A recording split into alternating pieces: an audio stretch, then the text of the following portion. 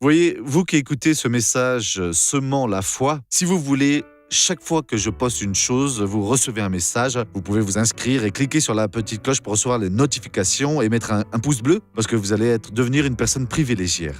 Que Dieu vous bénisse. C'est un fait que les prêtres judaïques n'ont pas d'excuse pour ne pas s'être courbés devant Jésus et ne pas l'avoir reçu comme le roi qui viendrait.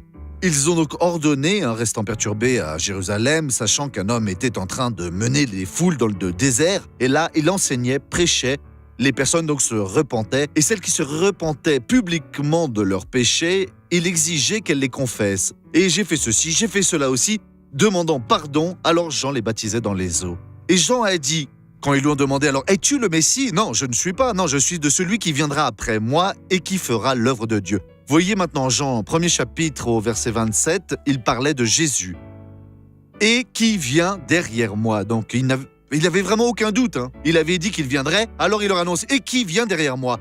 Parce qu'il est éternel. Moi, je ne suis pas digne de délier la lanière de sa sandale. Donc le grand prêcheur ne se trouvait pas digne alors de s'agenouiller et de délier les lanières des sandales. Mais qui êtes-vous? De quoi est-ce que vous avez besoin? Dieu est en train de parler avec vous. Regarde maintenant cette personne qui a été guérie maintenant. C'est que je suis en arrêt maladie missionnaire depuis 11 ans.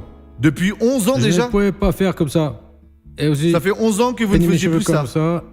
Ainsi, je me suis blessé au genou en 86 en Espírito Santo.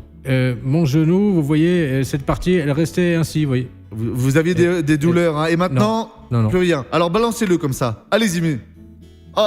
allez marcher maintenant à présent. C'est guéri, mon frère, vous voyez ça? Nous allons faire une prière, Père. Je me tiens devant toi pour bénir toutes ces personnes et je veux utiliser ton pouvoir pour qu'elles soient toutes guéries. Je réprimande tout le mal qui est dans leur vie. Et je dis maintenant, mal, sors de là, va-t'en de là, ne perturbe plus et défaites alors toute œuvre du mal au nom de Jésus-Christ. Et vous levez les mains comme ça et dites, merci Seigneur Jésus, que Dieu vous bénisse.